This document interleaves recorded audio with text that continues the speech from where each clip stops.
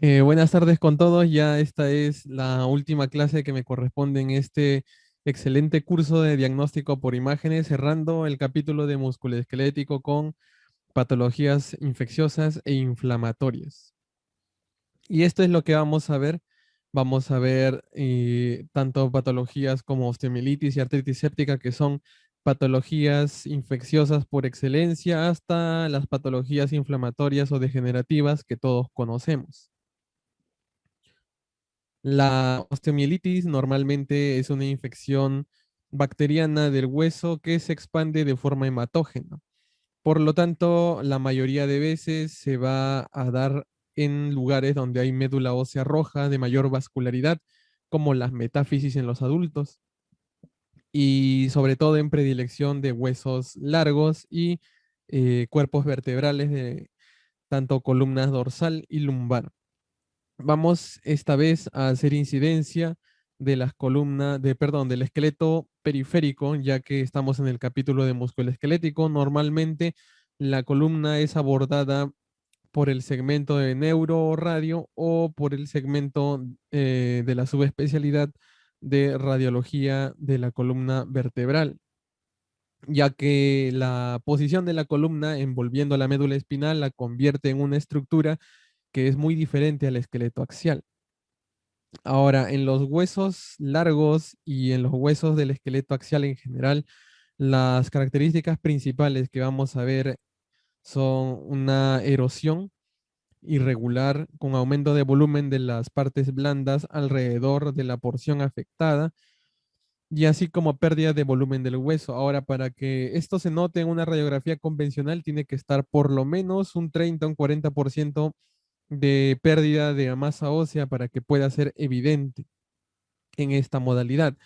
Cuando es inicial, probablemente no se vea absolutamente nada. Y es por eso que uno de los peores métodos diagnósticos para poder diagnosticar una osteomielitis es la radiografía. Si es que queremos diagnosticarla tempranamente, pues es el peor método. Si es que es un paciente que ya viene con abscesos o con secreción purulenta en un pie diabético, por ejemplo, es probablemente que sí tenga manifestaciones en la radiografía, ya que la mayoría de estos pacientes normalmente ingresan con enfermedad avanzada. Pero en la inmensa mayoría de casos no es así.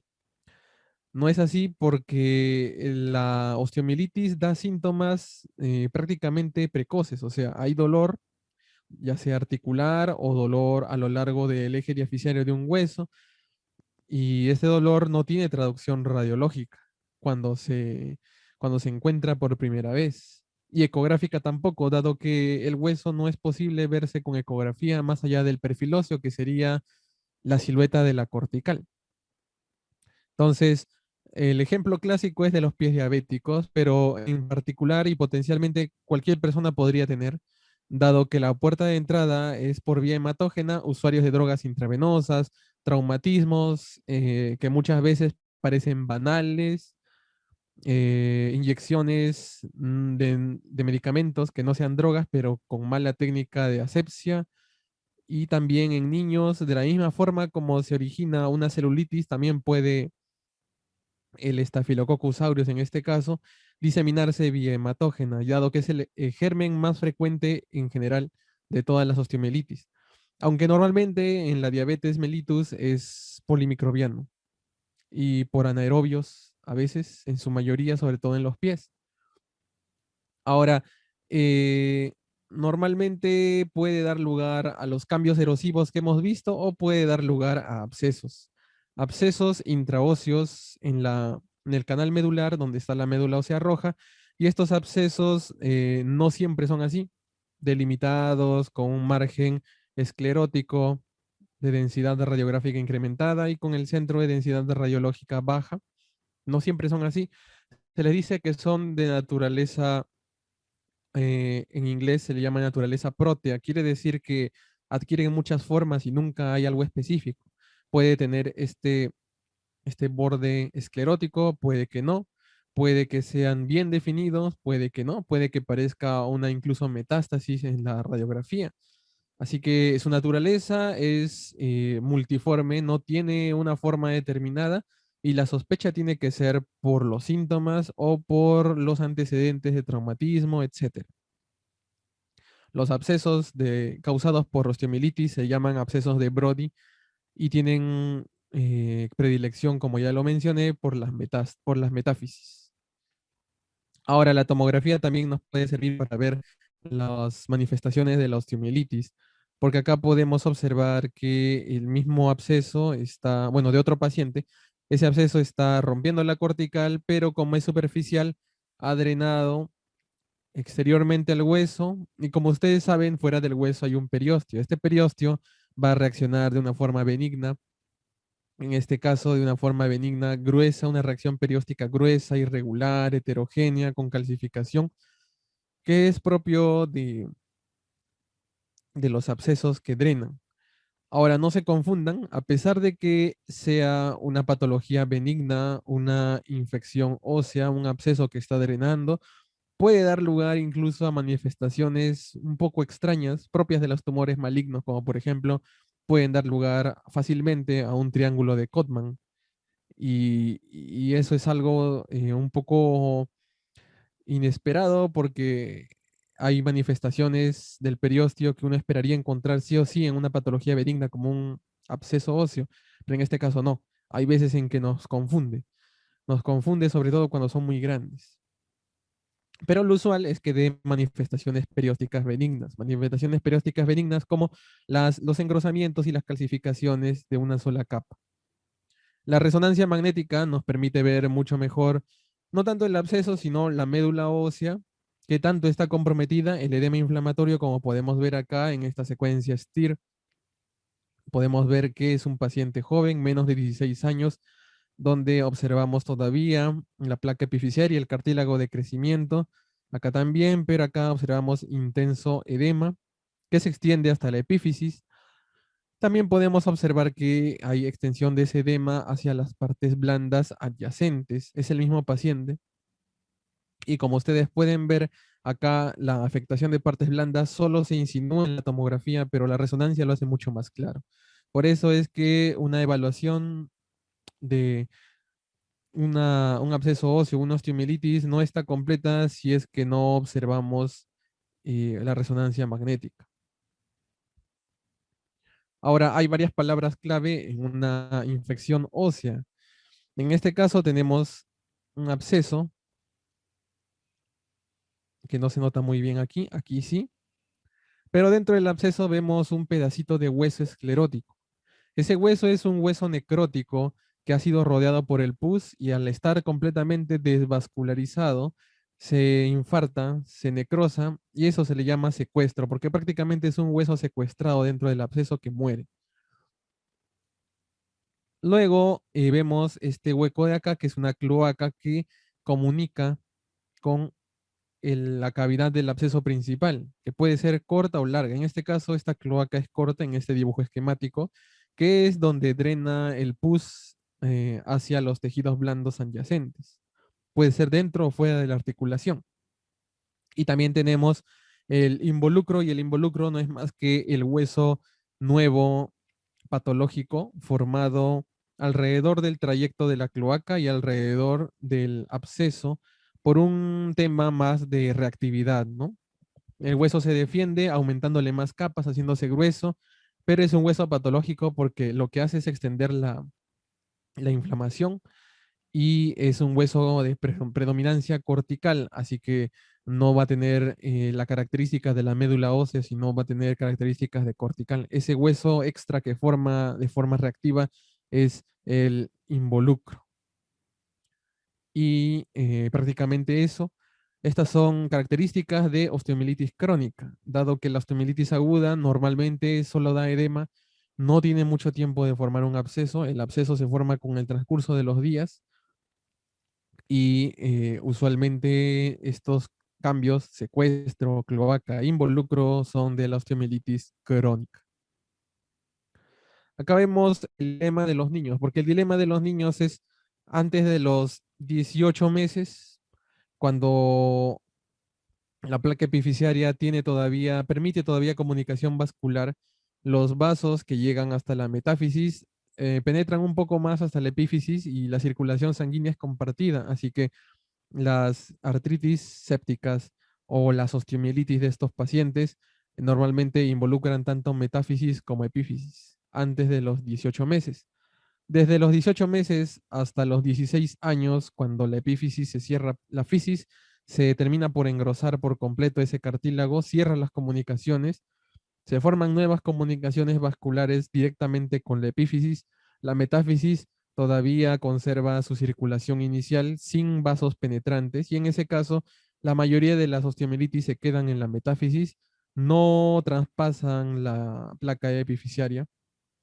El cartílago de crecimiento actúa como una barrera natural, así que la mayoría de ellas no va a penetrar hasta la epífisis. Luego, pasados los 16 años, cuando la mayoría de cartílago de crecimiento está cerrado, se restaura la circulación y entonces tenemos de nuevo el patrón que teníamos antes de los 18 meses, perdón, que es una osteomielitis de afectación tanto metáfisis como epífisis. Bueno, acá tenemos otro tipo de osteomielitis, dado que las osteomielitis no siempre son bacterianas, pueden ser, como en este caso, fúngicas causadas por hongos. Acá es muy tenue la afectación, quiero que se fijen en esta parte donde ven esta lesión mal definida, mejor visible aquí, eh, de densidad radiográfica disminuida, casi osteolítica, de márgenes irregulares, márgenes difusos, no es como un absceso óseo normal. Y al momento de hacerle una resonancia magnética, en este caso es una secuencia eh, de densidad protónica con saturación grasa, acá podemos observar que efectivamente hay un edema medular en la tibia distal izquierda, que es justamente lo que veíamos aquí, pero que además hay compromiso del periósteo, como ustedes pueden observar, incremento de su señal hiperintenso y compromiso también de partes blandas. En este caso fue una infección fúngica por blastomices, es un caso un poco raro en nuestras tierras, pero es mucho más frecuente en el hemisferio norte. Pero en nuestro país normalmente podemos observar este tipo de cosas en el paracoccidioides, eh, y también podemos observarlo en el histoplasma. Criptococo es mucho menos frecuente. Y otro más que también en un tiempo fue mucho más frecuente que ahora es la TB ósea y la tuberculosis ósea. Como característica principal, sí puede atravesar la fisis. Eso no respeta el periodo de 18 meses a 16 años, así que ténganlo presente. La tuberculosis ósea sí puede atravesar la placa epifisial. Acá podemos observar su absceso óseo de la tuberculosis ósea con su secuestro en su interior. Normalmente son abscesos fríos, es decir, no tienen las manifestaciones características de la osteomielitis bacteriana, no afectan partes blandas de forma tan aparatosa y usualmente en vez de tener afectación en el esqueleto periférico, prefiere mucho más el esqueleto axial, dada que hay venas comunicantes que anastomosan la circulación venosa dentro del tórax con la circulación vertebral, y es por eso que su diseminación del bacilo es mucho más favorecida hacia los cuerpos vertebrales, donde ahí producen lo que ustedes conocen, mal de Pot y la discitis. También los abscesos de psoas. Por otro lado, la artritis séptica también tiene diseminación hematógena y usualmente no se prefiere usar la radiografía para ello, aunque usualmente también es el primer examen que se pide en cualquier dolor articular. En este caso podemos observar el mismo paciente en ambos lados que hay una disminución del espacio articular femoroacetabular, que acá está un poco ampliado si se dan cuenta, pero acá está más estrecho, casi rozando, y hay irregularidad que se puede ver en el techo del acetábulo y en el borde óseo de la cabeza femoral, borde superior, pero no vemos gran cosa, la verdad. Y acá sí podemos observar, obviamente, en la resonancia magnética, esta es una secuencia STIR, donde podemos ver que efectivamente hay gran edema óseo tanto en la cabeza como en el mismo acetábulo. Mírenlo, compárenlo aquí con el lado izquierdo que está normal, esta densidad, esta intensidad, perdón, del hueso es normal y esta intensidad es anormal. Acá podemos observar el edema óseo que se extiende hacia partes blandas y también la efusión articular que rodea la cabeza del hueso. En la artritis séptica podemos observar también erosiones. Pueden haber erosiones si es que se deja hacer por mucho tiempo. Si es que es Staphylococcus aureus, pueden aparecer tempranamente. Pero el examen ideal por su bajo costo y por su alta disponibilidad es la ecografía. Y la ecografía puede mostrarnos los efectos de la infección en la sinovia. La sinovia puede engrosarse, se puede ver como una cubierta hipoecoica que rodea toda la cavidad articular que está de alguna manera irregular, contrasta mucho con el líquido articular que no es tanto en una efusión infecciosa al inicio, después sí, pero al inicio no, al inicio es más inflamación, hipertrofia sinovial y acá se incrementa pues la señal del Doppler porque los vasos pequeños, los vasos sanguíneos pequeños, los capilares están hipereméticos. Entonces, normalmente hay bastante circulación periférica y alta señal Doppler, a la vez que el líquido es denso, no es un líquido como una efusión articular, como hemos visto anteriormente, es una efusión articular densa, así que el líquido es característicamente también denso en la ecografía. Acá podemos observar que no solamente la sinovia rodea las articulaciones y los tendones, sino que también pueden afectar las otras estructuras rodeadas de membrana sinovial, que son las bursas. Las bursas, como ya dijimos al inicio, son estructuras que se interponen entre el hueso y las partes blandas y lo que hacen es actuar como un mecanismo de amortiguación, favoreciendo el deslizamiento de los planos sin que haya traumatismo. Esa es su función fisiológica. Pero pueden también inflamarse, ya sea por afectación sistémica, por ejemplo, artritis reumatoide, o también por infecciones de difusión hematógena, igualito como se difundía hematógenamente la artritis reumatoide, la artritis séptica, perdón, y la osteomielitis, igualito la bursitis puede ser de esa forma, aunque es mucho más raro. Y cuando vemos esto, normalmente la bursa está distendida con líquido que se puede ver muy bien en cualquier secuencia sensible a líquidos como la T2 con saturación grasa, la STIR, por ejemplo, así como la densidad protónica. Esas tres secuencias nos pueden permitir muy bien ver el líquido. Y acá a la derecha vemos en la ecografía cómo es que esta bursa, que es la bursa específicamente bursa trocantérica que está rodeando el trocánter, mayor en su lado externo.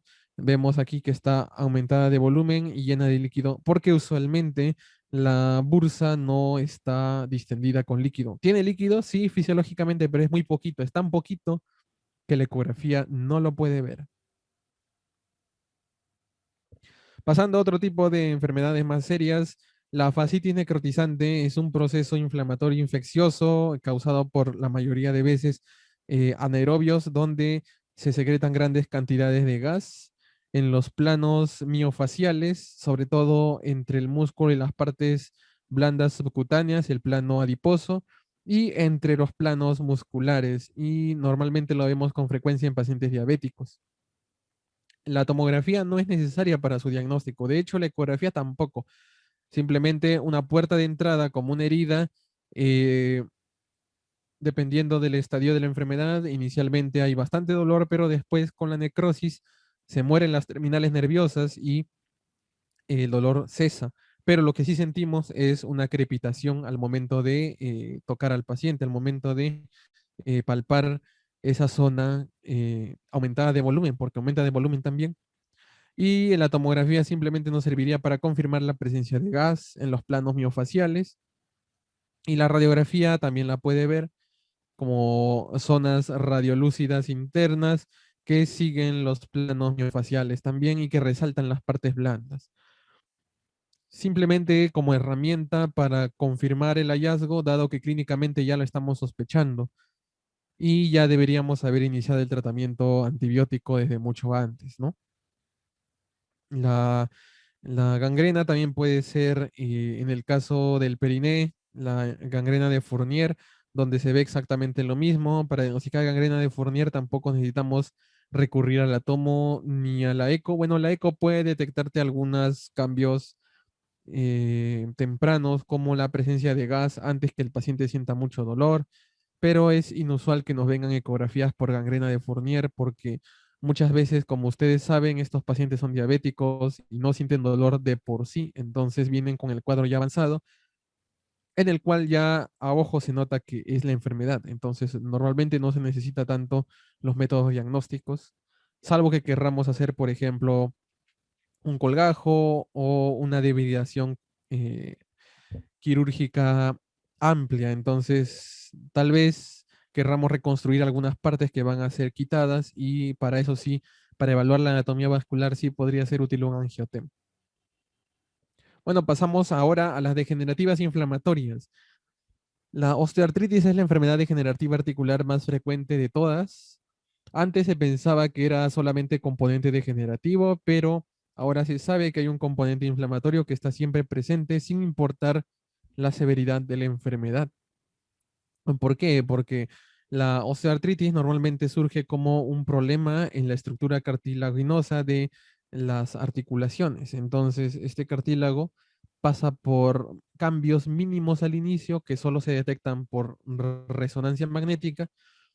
Estos cambios avanzan y el cartílago finalmente cede, se destruye y al chocar superficies óseas una con otra, recién se producen los cambios radiográficos típicos a los cuales estamos acostumbrados ver, como en el caso de la derecha.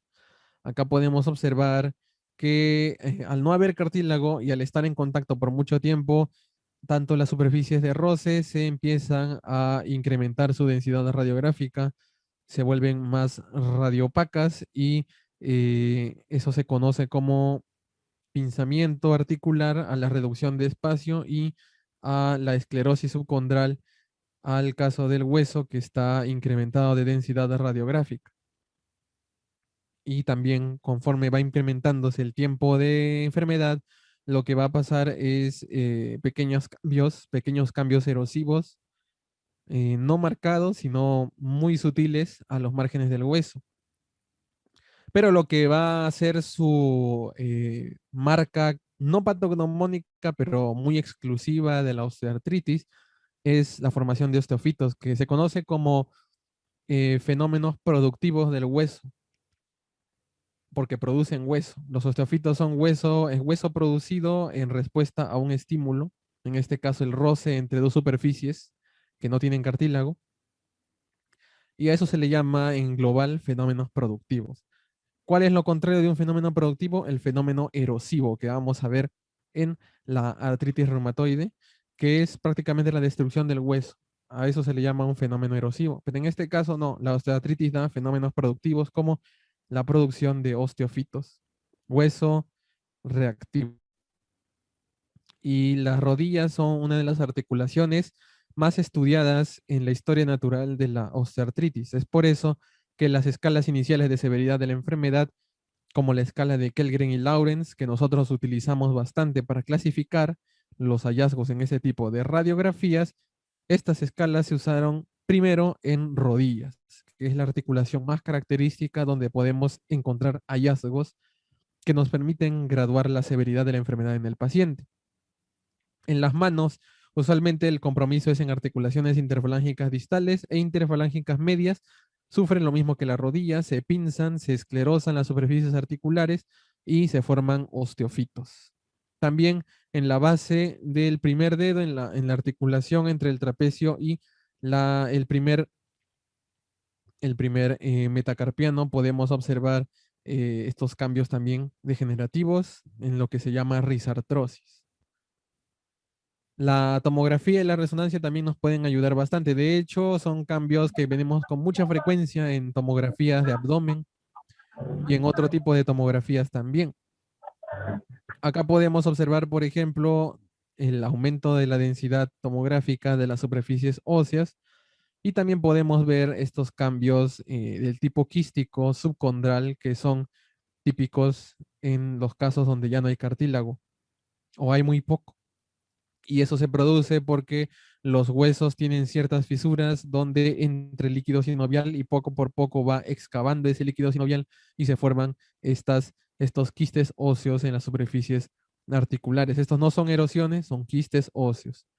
¿A qué diferencian las erosiones, doctor? Porque las erosiones normalmente son más amplias, más superficiales. En cambio acá son como bolsitas que salen dentro del hueso. Acá vemos que prácticamente no hay separación articular y ya se forman osteofitos a los costados de la cabeza del fémur. Fíjense las puntas. Y en la resonancia magnética podemos ver más que los cambios erosivos en la cortical, podemos ver que no hay cartílago, como por ejemplo en esta articulación acromioclavicular. Podemos observar los quistes óseos, que en este caso son estos puntitos hiperintensos, estos dos de acá. Y podemos observar la hipertrofia sinovial, que muchas veces es causa de la sinovitis que acompaña a estos pacientes, porque recordemos que hay un componente inflamatorio. Hueso contra hueso produce inflamación de todas formas en la articulación, entonces eso se traduce en una sinovitis reactiva. No va a ser una sinovitis florida como en la artritis reumatoide, pero sí va a haber un cierto componente de sinovitis en un paciente con osteoartritis. Y acá podemos ver una cabeza humeral que está ascendida porque hay de fondo un desgarro total del tendón del supraespinoso. Acá debería estar, pero no vemos ninguna estructura hipointensa. Eso quiere decir que no hay tendón aquí y por ello la cabeza humeral ha ascendido. Ahora, la radiografía de manos también nos puede dar lugar a las características de una osteoartritis típica. Por ejemplo, los nódulos de Heberden y Bordach, que son los de aquí, Heberden y Bordach, que eh, se producen por osteofitos que ensanchan las articulaciones. Son típicos en forma de punta que pueden salir a los costados o pueden ser dorsales ventrales también. La cosa es que la articulación esté pinzada y que haya incremento de la densidad radiográfica en, los, en las superficies óseas de la articulación. Eso es característico. Y característicamente también las articulaciones metacarpofalángicas pues no están comprometidas y las articulaciones metacarpocarpianas tampoco, ni tampoco las articulaciones dentro del mismo carpo. O sea, todo esto está indemne, salvo quizá la articulación del primer metacarpiano con el trapecio, que como ya dijimos, causa risartrosis. Ahora, la artritis reumatoide es todo lo contrario. La artritis reumatoide sí afecta a los huesos del carpo, y afecta las articulaciones interfalángicas proximales y las metacarpofalángicas con predilección, y deja relativamente intactas las articulaciones interfalángicas distales. Y en las manos es donde hay más predilección. Acá podemos observar la erosión. Miren, no hay ni un osteofito, el hueso más bien se ha destruido y esta destrucción hace que haya una subluxación de las articulaciones metacarpofalángicas.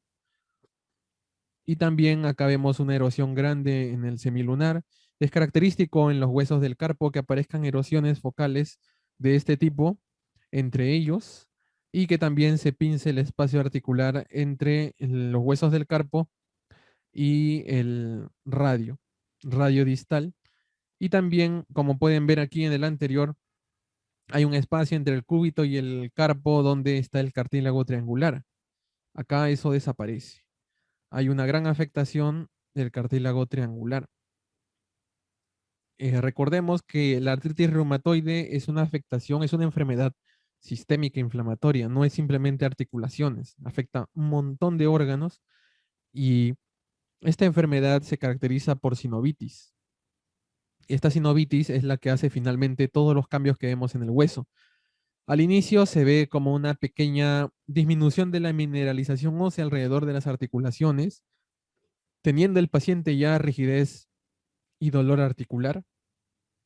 Ese cambio en las articulaciones, esa disminución ósea sin erosiones, es el primer paso, porque ahí lo que ocasiona esa disminución de la mineralización es el aumento de la circulación en las articulaciones. Ese aumento de sangre hace que disminuya la densidad radiológica. Es muy tenue de ver y usualmente Requiere un poco de entrenamiento ver ese tipo de disminución de la densidad ósea alrededor de las articulaciones, dado que muchas veces solo se presenta en uno o dos dedos al inicio. Luego, con el tiempo, sí vamos a observar las erosiones óseas típicas, los cambios que poco a poco destruyen la arquitectura de las articulaciones causados por la sinovia inflamada que toca el hueso y lo destruye. En la resonancia magnética es donde se ven mejor estos cambios. La sinovia en total se inflama y como tal no solamente lo vemos en las articulaciones, sino como ustedes ya saben, alrededor de los tendones, o sea, hay tenosinovitis y en las bursas, o sea, también hay bursitis.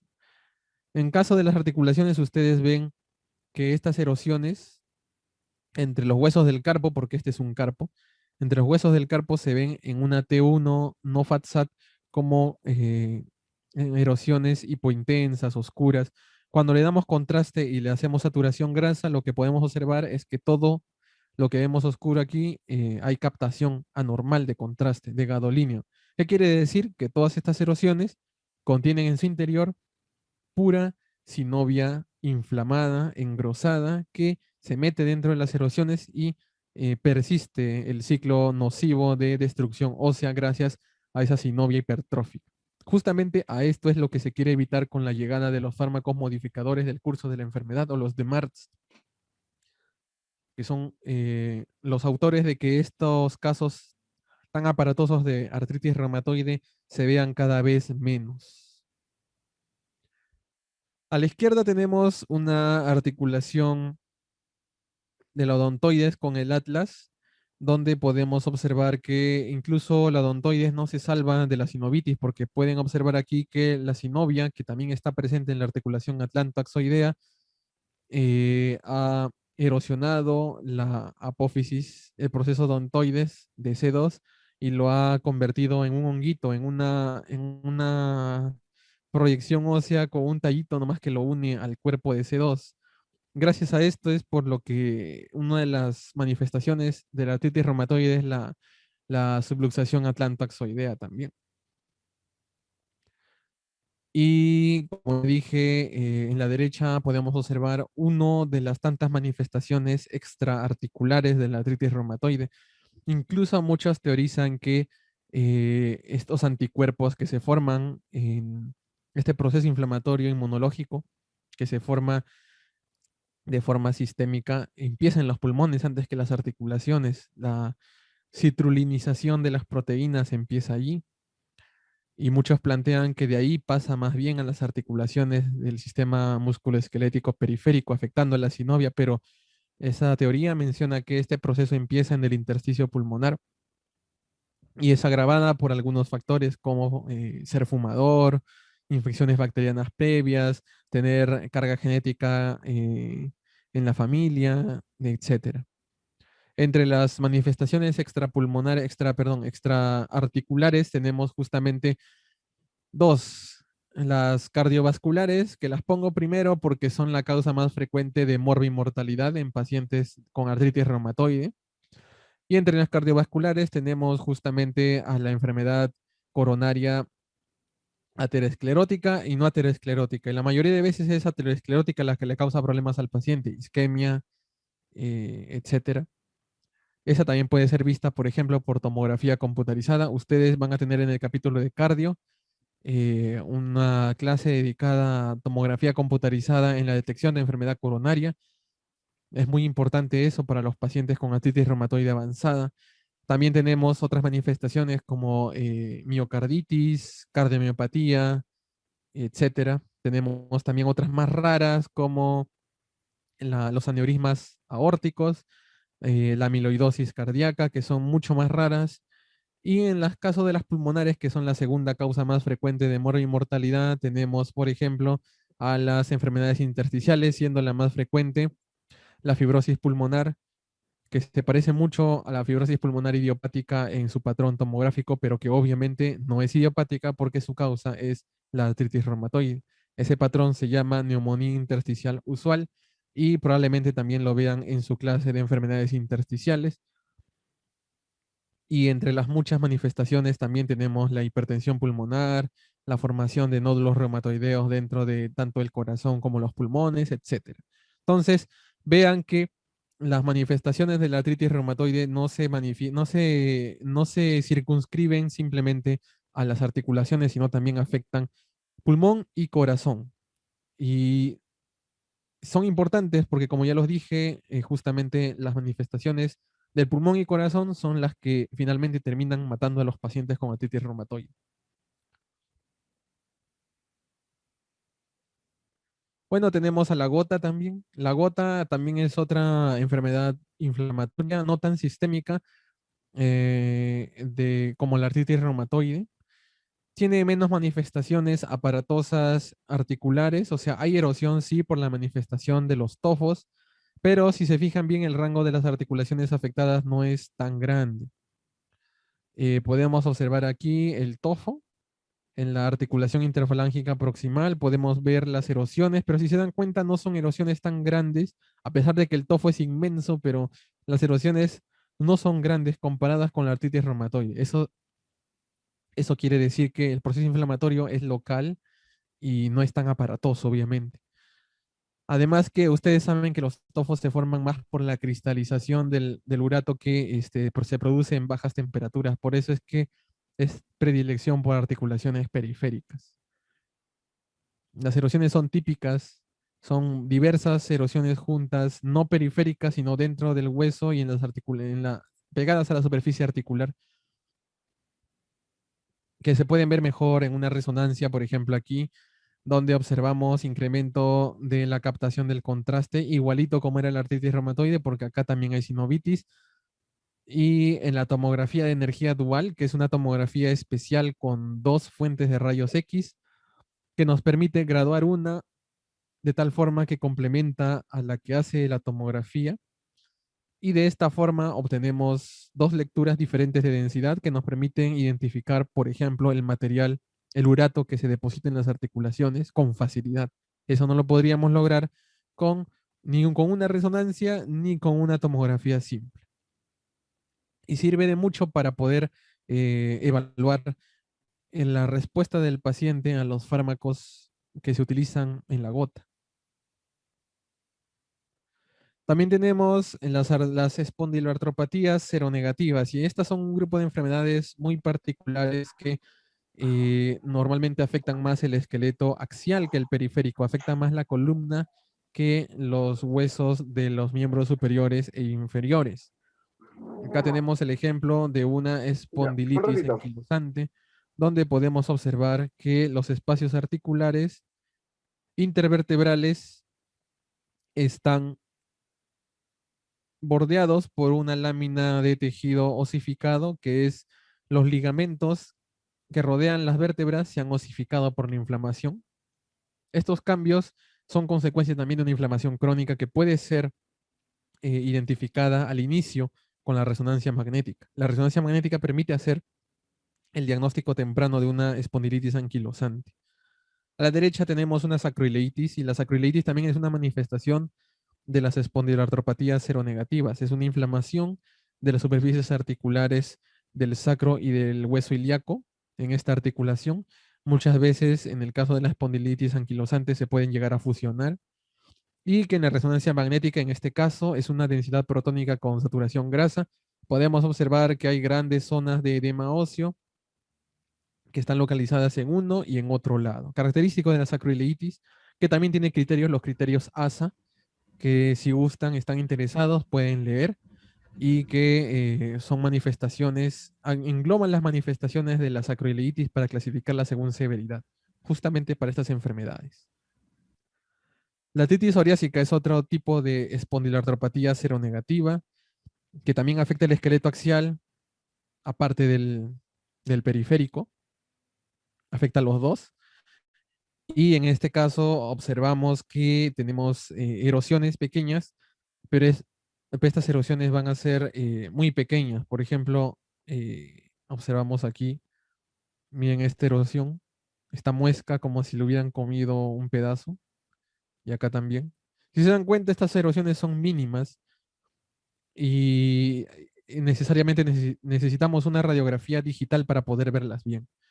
Una radiografía convencional tal vez no tenga el poder de resolución para verlas de esta forma. Acá tenemos, miren, la esquina, como es normal la esquina de una falange, y acá está comida la esquina, ¿no? Estas pequeñísimas erosiones son características de la artritis psoriásica, no patognomónicas, porque la artritis reumatoide también nos puede dar esto cuando es inicial. Y nos afecta la artritis psoriásica tanto articulaciones interfalángicas distales como proximales. También puede dar lugar a, obviamente, sacroileitis y afección de los ligamentos longitudinales de la columna vertebral. A la izquierda tenemos otra espondiloartropatía seronegativa que en realidad también afecta el esqueleto axial y periférico, como en el caso de la enfermedad de Reiter o la artritis reactiva, donde ustedes saben que se da por una infección, una uretritis, y también estos pacientes tienen conjuntivitis. Si se dan cuenta, la triada de artritis, conjuntivitis y uretritis, ¿se acuerdan? Por gonococo, igual es esto de acá. Esta es parte de eso. La artritis reactiva, enfermedad de Reiter, da, aparte de la sacroileitis, estas manifestaciones en la entesis, que son la inserción de los ligamentos, en este caso la inserción del tendón de Aquiles, en el calcáneo está irregular, muy irregular, fíjense, y ha incrementado su densidad radiográfica, incluso un poco de la calcificación puede verse dentro del tendón. Estos entesitis son características de la enfermedad de Reiter. Y a la derecha podemos observar otra sacroileitis, pero a la vez podemos observar que dentro del abdomen hay otro proceso inflamatorio. Esta es una secuencia STIR. Pues bien, una de las espondiloartropatías seronegativas más olvidadas son las asociadas a enfermedad inflamatoria intestinal. Y en este caso, los pacientes con enfermedad de Crohn, colitis ulcerativa u otras enfermedades inflamatorias intestinales pueden darnos lugar también a una sacroileitis y una afectación del esqueleto axial. No olvidar que es muy importante entonces los pacientes con enfermedad inflamatoria intestinal, el seguimiento de esto. Como siempre, les recomiendo estas dos fuentes bibliográficas que son muy útiles para alguien que está aprendiendo a leer radiografías de huesos y articulaciones. Y a la izquierda, el libro de Learning Radiology nos va a permitir aprender lo básico de la radiografía desde cero, ideal para los estudiantes de medicina y médicos generales que quieren ahondar un poco más en el mundo de la radiología. Sin más, me despido y estoy atento a sus preguntas. Muchas gracias por su atención. Muchas gracias, doctor, por la ponencia. Y sí, chicos, como mencionó el doctor, si tienen alguna duda o consulta, por favor escríbalo en el chat o en todo caso pueden prender su micro.